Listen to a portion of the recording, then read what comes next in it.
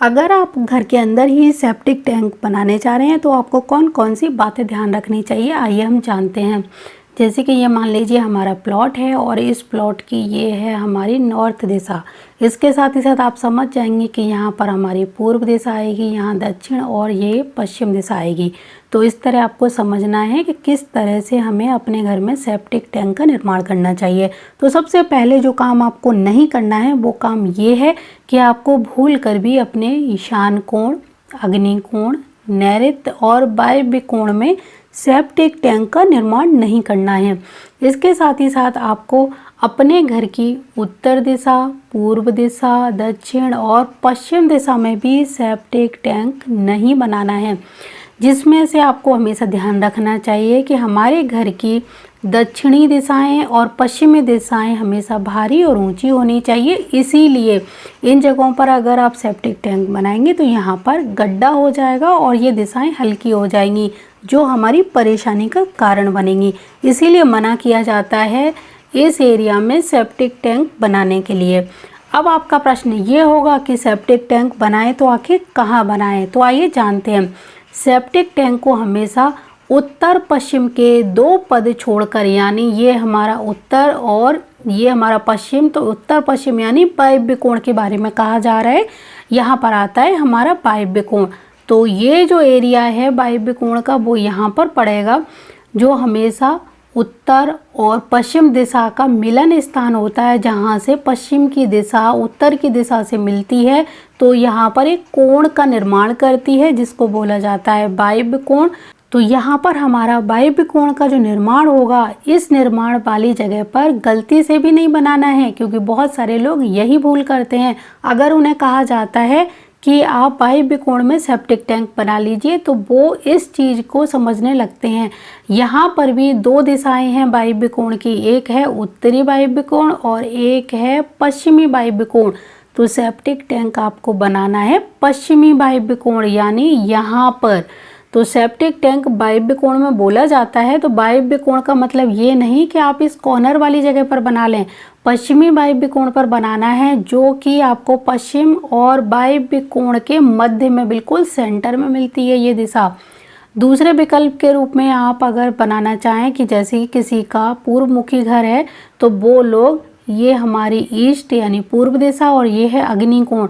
तो पूर्व और अग्नि के बिल्कुल मध्य में एक दिशा आती है जिसको ईस्ट साउथ ईस्ट दिशा बोला जाता है। यहाँ पर भी सेप्टिक टैंक बना सकते हैं। तो आपको ध्यान रखना है, एक दिशा ये है, दूसरी दिशा ये है। अगर ये दो दिशाएं ना मिल पाए किसी कारण से, तब तीसरे नंबर पर आप यहाँ पर बना सकते हैं, जिसमें से आपको मैं यही कहूँगी कि आप पहले नंबर की दिशा यहाँ पर बनाइए। दूसरे नंबर की ये आती है, जिसमें से पहला नंबर ये वाला बहुत अच्छा है। तो इस तरह सेप्टिक टैंक आप यहाँ पर बना सकते हैं। अगर साधारण शब्दों में हम कहें कि जिन लोगों का घर उत्तरमुखी हो या फिर पश्चिम मुखी हो, वो लोग इस एरिया में सेप्टिक टैंक बना सकते हैं। उनके लिए ये एरिया बहुत अच्छा है। अगर ये ना मिले तब आप इस एरिया में सेप्टिक टैंक बनाइए, लेकिन भूल कर भी आपको वायव्य कोण वाली इस जगह पर सेप्टिक टैंक नहीं बनाना चाहिए। जिन लोगों का घर दक्षिण या फिर पूर्वमुखी हो, उन लोगों के लिए ये वाला एरिया जो अग्निकोण और पूर्व दिशा के मध्य में आता है, ये बहुत अच्छा कहलाता है। यहाँ पर आप सेप्टिक टैंक या टॉयलेट बना सकते हैं। यहाँ पर ही आप बाथरूम भी बना सकते हैं। कुल मिलाकर कहा जाए तो आपको सेप्टिक टैंक यहाँ पर और यहाँ पर ही बनाना चाहिए। भूल कर भी सेप्टिक टैंक इस जगह पर और इस जगह पर नहीं बनाना चाहिए। इसके साथ ही साथ इस पूरी जगह पर तो सेप्टिक टैंक बिल्कुल भी नहीं होना चाहिए, और इन जगहों को तो आपको सोचना भी नहीं है। अग्नि कोण से लेकर पश्चिम दिशा तक आप बिल्कुल मत सोचिए सेप्टिक टैंक या फिर टॉयलेट बनाने की। मजबूरी हो तो आप सिर्फ यहाँ पर टॉयलेट बना सकते हैं, जो टॉयलेट की मैं पहले भी दिशाएं बता चुकी हूँ। अगर डिटेल में जानना हो तो उन वीडियो को ज़रूर देखिए। लेकिन आज हम जो सेप्टिक टैंक की बात कर रहे हैं वो आपको बस समझना चाहिए। एक चीज़ और ध्यान रखिए कि सेप्टिक टैंक जब भी आप अपने घर के अंदर बनाएं तो इस तरह से नहीं बनाना चाहिए, यानी इस तरह से लंबाई में सेप्टिक टैंक का निर्माण नहीं करना चाहिए। इसका निर्माण जब भी करें तो इस तरह से आपको घर के अंदर करना चाहिए।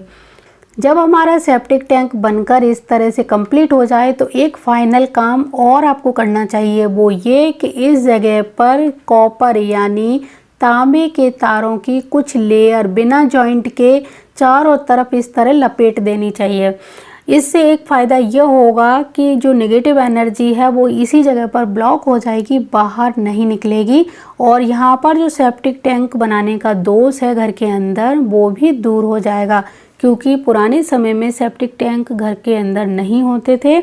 आजकल सेप्टिक टैंक घर के या तो अंदर या घर के बाहर ही आपको मिलेंगे, तो इसीलिए ये एक दोष का निर्माण हो जाता है, जिसको दूर करने के लिए कॉपर के वायर को सेप्टिक टैंक के चारों ओर ऊपर इस तरह लपेटकर इसके ढक्कन को अच्छे से बंद कर देंगे।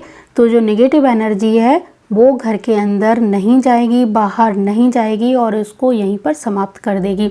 इसी तरह जो नालियाँ होती हैं, ये इस तरह का पाइप होता है जो घर के अंदर से जब इस सेप्टिक टैंक में जॉइंट होता है तो उस पाइप के ऊपर भी आपको कॉपर वायर को इस तरह से बहुत सारी लेयर देके लपेट देना चाहिए। इससे भी आपको काफ़ी निगेटिव एनर्जी से मुक्ति मिलेगी और सेप्टिक टैंक बनाने का दोष भी कम होगा। तो ये बहुत ज़रूरी बातें थी जो मैंने आपको बताई, इनको अच्छे से गांठ बांध कर रख लीजिए। सेप्टिक टैंक आप चाहें तो इस तरह की शेप में बना सकते हैं, नहीं तो आप गोल तरीके से भी बना सकते हैं, जैसा चाहें वैसा बनाएं, लेकिन ये उपाय ज़रूर करें।